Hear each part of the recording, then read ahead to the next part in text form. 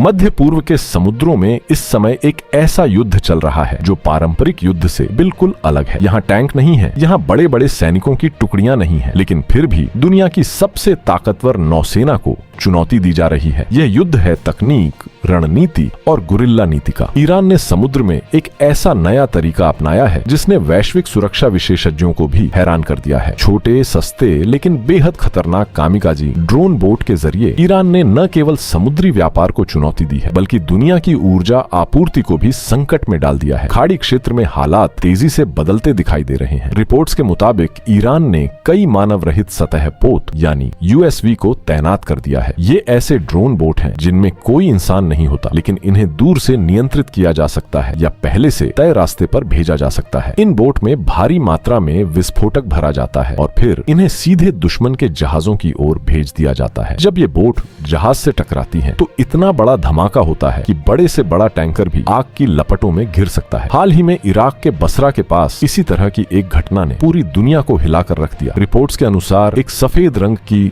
मानव रहित speed boat एक बड़े टैंकर से जा टकराई। उस बोट में भारी मात्रा में विस्फोटक लदा हुआ था। जैसे ही वह टैंकर से टकराई, जोरदार धमाका हुआ और देखते ही देखते पूरा जहाज आग की लपटों में घिर गया। जहाज पर मौजूद नाविकों को अपनी जान बचाने के लिए समुद्र में कूदना पड़ा। इस हादसे में एक भारतीय नाविक की मौत हो गई, जबकि कई अन्य लोग घायल हो गए। हमले के बाद जब जलते हुए जहाज की तस्वीरें सामने आई, तो पूरी दुनिया का ध्यान इस ओर गया कि समुद्र में अब युद्ध का नया दौर शुरू हो चुका है। यह युद्ध बड़े हथियारों का नहीं बल्कि स्मार्ट रणनीति का है। एक तरफ दुनिया की सबसे ताकतवर नौसेना है और दूसरी तरफ छोटे छोटे ड्रोन बोट। लेकिन हैरानी की बात यह है कि इन छोटे बोट ने अमेरिका जैसे शक्तिशाली देश को भी मुश्किल में डाल दिया है। इन कामिकाजी ड्रोन बोट की सबसे बड़ी खासियत इनकी लागत है। रिपोर्ट्स के मुताबिक एक ड्रोन बोट को तैयार करने में लगभग 8 लाख रुपए का खर्च आता है। लेकिन जब अमेरिका इन बोट को रोकने की कोशिश करता है, तो उसे करोड़ों रुपए की मिसाइलें दागनी पड़ती हैं। एक ड्रोन बोट को गिराने के लिए अमेरिका को लगभग 20 से 30 लाख डॉलर की मिसाइल का इस्तेमाल करना पड़ता है, यानी युद्ध की लागत में भारी अंतर है। यही कारण है कि ईरान की यह रणनीति अमेरिका के लिए बेहद महंगी साबित हो रही है। इन बोट की दूसरी सबसे खतरनाक क्षमता उनकी स्पीड है। ये ड्रोन बोट लगभग 40 मील प्रति घंटे की रफ्तार से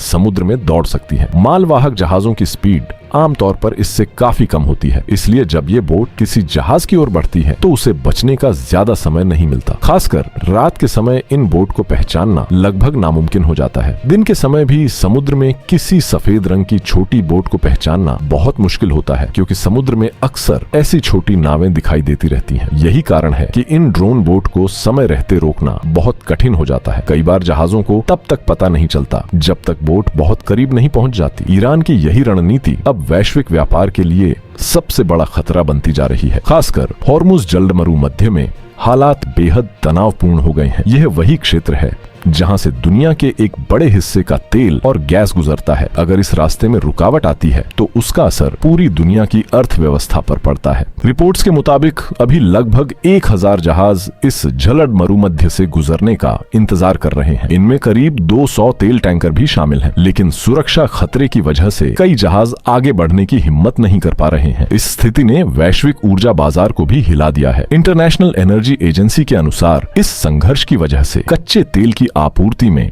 भारी गिरावट आई है। अनुमान है कि हर दिन लगभग 8 मिलियन बैरल तेल की आपूर्ति प्रभावित हो रही है। यह वैश्विक तेल बाजार के इतिहास में आपूर्ति में आने वाली सबसे बड़ी रुकावटों में से एक मानी जा रही है। इसका असर तेल की कीमतों पर भी साफ दिखाई दे रहा है। युद्ध शुरू होने के बाद से तेल की कीमतें 35% से ज्यादा बढ़ चुकी हैं। कच्चे तेल की कीमत अब $100 प्रति बैरल के पार पहुंच गई है। अगर यही स्थिति बनी रही तो आने वाले समय में तेल की कीमतें और भी ज्यादा बढ़ सकती हैं। ईरान की इस रणनीति के पीछे एक खास सैन्य सोच काम कर रही है, जिसे गुरिल्ला युद्ध कहा जाता है। गुरिल्ला युद्ध में सीधे बड़े युद्ध की बजाय छोटे छोटे लेकिन लगातार हमले किए जाते हैं। दुश्मन को थकाया जाता है और उसकी आर्थिक क्षमता पर दबाव डाला जाता है। ईरान समुद्र में ठीक यही रणनीति अपना रहा है। ईरान के नए सर्वोच्च नेता मोज्तबा खामेनेई ने कथित तौर पर इन हमलों को जारी रखने के आदेश दिए हैं। ईरान का कहना है कि अगर कोई जहाज उसकी चेतावनी को नजरअंदाज करते हुए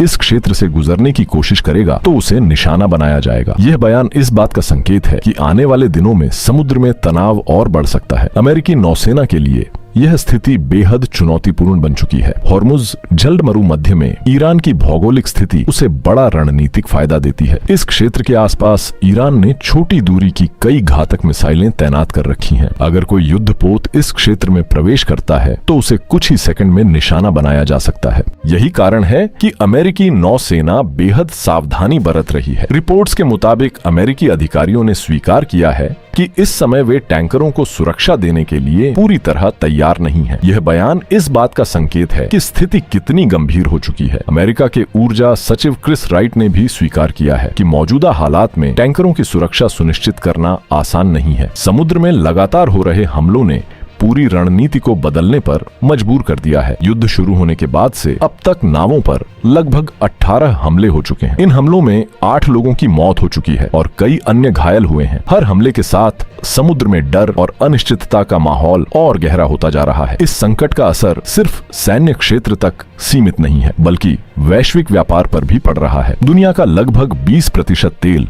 इसी रास्ते से गुजरता है। अगर यह रास्ता पूरी तरह बंद हो जाता है तो पूरी दुनिया में ईंधन संकट पैदा हो सकता है। इराक के तेल टर्मिनलों ने भी एहतियात के तौर पर अपना कामकाज रोक दिया है। वहीं ओमान ने अपने मुख्य निर्यात टर्मिनल से सभी जहाजों को हटा लिया है। यह कदम इस बात का संकेत है कि क्षेत्र में खतरा कितना गंभीर हो चुका है। विशेषज्ञों का मानना है कि यह संघर्ष सिर्फ क्षेत्रीय नहीं है, बल्कि इसका असर पूरी दुनिया पर पड़ सकता है। अगर समुद्री व्यापार लंबे समय तक बाधित रहता है तो वैश्विक अर्थव्यवस्था को बड़ा झटका लग सकता है। इस पूरे घटनाक्रम ने एक और महत्वपूर्ण सवाल खड़ा कर दिया है। क्या भविष्य के युद्ध अब इसी तरह लड़े जाएंगे, जहां महंगे युद्धपोतों और मिसाइलों के मुकाबले सस्ते लेकिन स्मार्ट हथियार इस्तेमाल किए जाएंगे? ईरान की यह रणनीति कई सैन्य विशेषज्ञों के लिए अध्ययन का विषय बन गई है। छोटे और सस्ते ड्रोन बोट के जरिए बड़े और महंगे सैन्य सिस्टम को चुनौती देना आधुनिक युद्ध की नई दिशा को दर्शाता है।